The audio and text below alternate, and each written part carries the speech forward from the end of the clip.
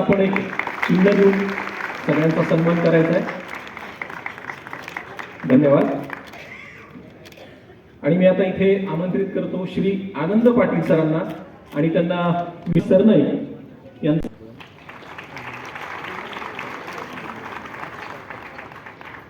धन्यवाद. मी आता इथे रंगमंचावरती आमंत्रित करतो श्री रवी देशमुख सरांना.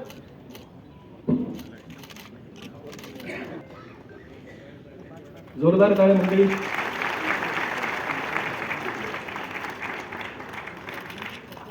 धन्यवाद. ज्येष्ठ अभिनेते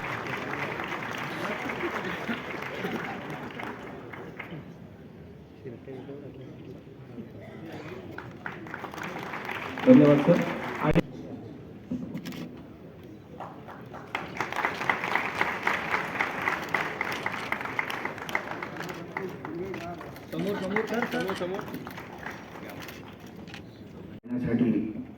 आपण सगळे जमला आहात. तुमच्या सगळ्यांचं मी स्वातंत्र्यवीर सेवा प्रतिष्ठानातर्फे मनपूर्वक स्वागत करतो. मंत्रीगणांचं सुद्धा सगळ्यांचं स्वागत करतो. काही कलाकार मित्र पण आलेत, त्यांचंही स्वागत करतो. 3 वर्षापूर्वी ही एक संकल्पना आली की आपण असा आनंदोत्सव साजरा करूया जेणेकरून रसिक प्रेक्षकांना वेगवेगळ्या कलाकारांना ऐकण्याची संधी मिळेल. काही योगायोगाची गोष्ट बघा, आज लग्न केलेलं आहे. लता दीदी आपल्यातनं अजून गेलेल्या नाही. तो लावला की येते, FM लावला की त्यांना श्रद्धांजली आणि त्यांच्या गीतांचा आनंद आपल्याला मिळावा म्हणून या कार्यक्रमाचं आयोजन करण्यात आलेलं आहे.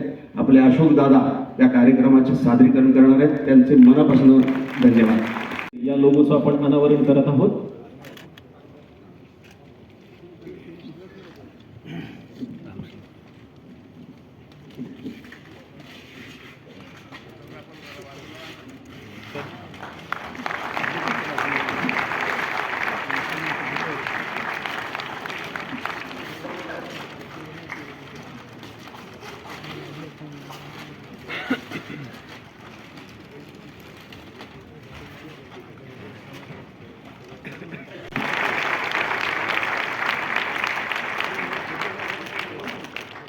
धन्यवाद. आणि आता मी सगळ्यांना विनंती करतो की त्यांनी अस्वस्थ व्हावं. आणि आता आपण कार्यक्रमाच्या निमित्तानं व्यासपीठावर उपस्थित असलेले आमचे ज्येष्ठ सहकारी परिवहन मंत्री आदरणीय प्रतापजी, आरोग्यमंत्री प्रकाशजी, अशोक खंडेजी, मंगेशजी, सर्वच या संस्थेचे पदाधिकारी आणि मोठ्या संख्येने उपस्थित ठाणेकर बंधू आणि भगिनी. खरं तर ठाणेकर आहेत म्हणून आम्ही आहोत.